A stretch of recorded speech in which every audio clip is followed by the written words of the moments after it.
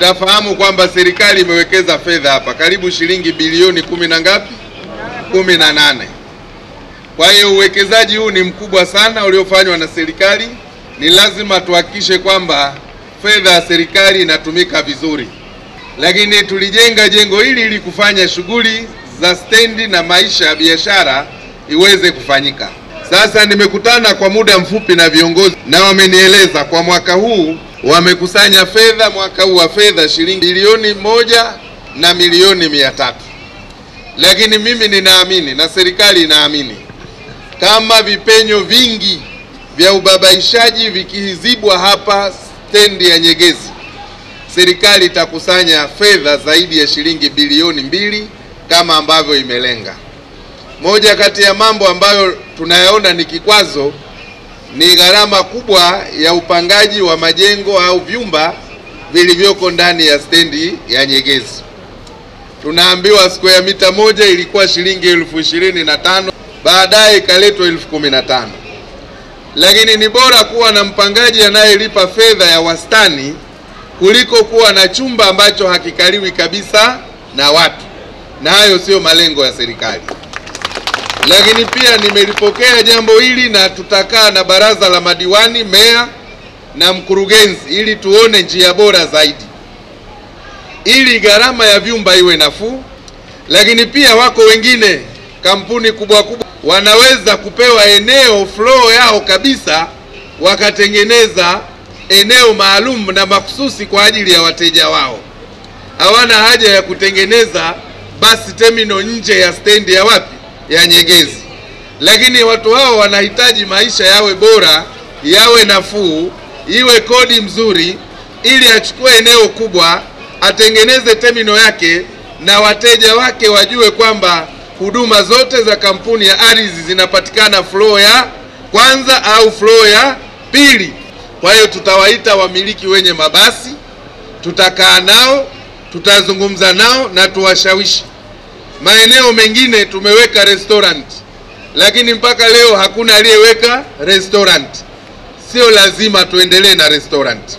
Tubadili matumizi ili wale ambao wana shughuli ambazo zinaendana na stendi hii waweze kuweka huduma ambazo zinatumika kwa sasa badala ya kuendelea na restaurant ambayo haina wateja.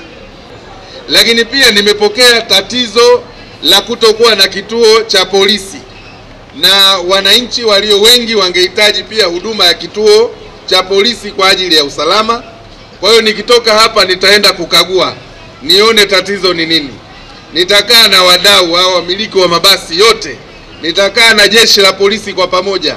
Tutakimaliza kituo cha polisi na kutakuwa na huduma za kipolisi siku si nyingi kwenye eneo hili. Tunalo tatizo la kituo cha daladala Kamanga. Kwa hiyo tutakaa na tutatoa maamuzi rasmi. Tunataka kufanya kikao cha wadau. Kabla tuje kisimamisha kile kituo, kwanza tujenge utaratibu utakaopelekea ule ukuta ambao tumeambiwa tuubomoe, kwanza tuubomoe ili madaladala yote yapite pale, ili sasa tunapopiga marufuku kule tunakuwa na hakika kwamba kuna eneo ambalo hao watu wanatakiwa kupita, na atakayeendelea kuwa mkaidi basi cha mtema kuni atakiona, kwa sababu mkaidi hafaidi mpaka siku ya Idi. Lakini hatuwezi kukisimamisha kituo wakati bado hatujaweka utaratibu. Meneja amenieleza kwamba tunatakiwa tupate fedha shilingi milioni 13, na fedha hiyo ni fedha kidogo sana kwa jiji la Mwanza. Kwa hiyo nitakaa na jiji, nitawapa wiki 3 ili ukuta huo umesharekebishwa, ili daladala zipite pale, ili nipate haki sasa ya kuzuia rasmi matumizi ya kituo cha Kamanga. Kwa hiyo hili nimeliona na nitalifanyia kazi, na nitaita kikao cha wadau wote wa hapa stendi. Kama kuna viongozi wa wapiga debe watakuja, tuweke utaratibu ili sio jeshi la Kambale kwamba kila mtu ana masharubu. Kwa hiyo bei ghali ya kupanga vyumba nimelisema, na tutakaa na watu wa jiji kupitia na kutangaza bei ambazo zitawaattract wawekezaji, hasa wafanyabiashara, viongozi na wenye mabasi kuweza kuweka ofisi zao ndani ya stendi badala ya kuweka ofisi zao nje ya nini? Ya stendi. Kukatika kwa maji, hili jambo tutalifanyia kazi. Nataka niwahakikisheni hapa Mwanza hakutakuwa na changamoto ya maji baada ya extension ambayo inafanyika kukamilika, na ninaamini katika kipindi cha miezi mitatu hatutakuwa na shida ya maji. Sasa hivi tunayo shida ya maji huko mitaa Nyakato kwa sababu liko bomba kubwa ambalo limesombwa na tunatengeneza barabara, kwa hiyo limeondolewa. Kwa hiyo tunalitafutia njia bora likakae wapi ili lisisumbue miundombinu ya barabara. Kwa hiyo baada ya siku 2-3 maji yatarejea vizuri katika mitaa Nyakato na maeneo yake. Lakini pia tunaambiwa kuna swala la tatizo la umeme.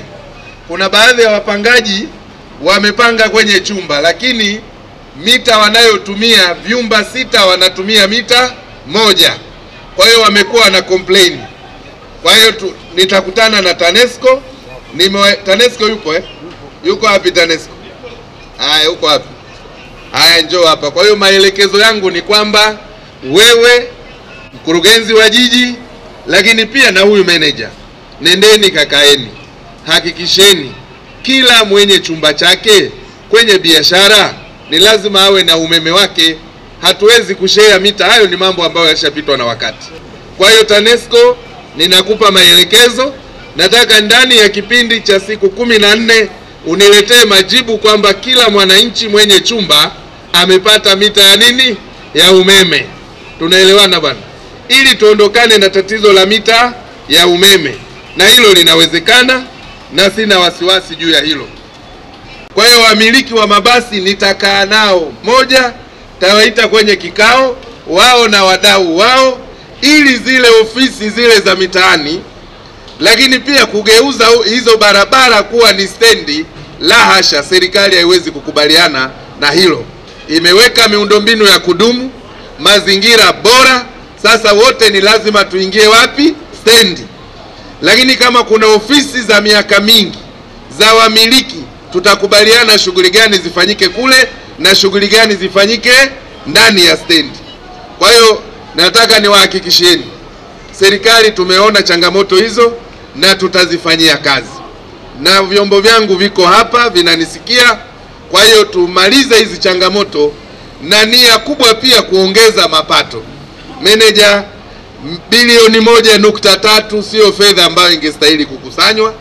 Ninajua kuna wizi hapa kidogo, udokozi, kwa sababu huwezi kuweka pale, unampa mtu risiti ya kuingia, unasema ichanwe, lakini mlinzi hachani. Kwa hiyo jioni mnakusanya tena zile, mnazirudisha tena huku. Kwa hiyo halmashauri haipati fedha kwa sababu wanaona tiketi zao zimetoka 500, lakini kumbe zilitolewa 1000. Halafu wao wana recycle, wanazirudisha tena kwenye mzunguko. Sasa ni lazima tukae tushauriane.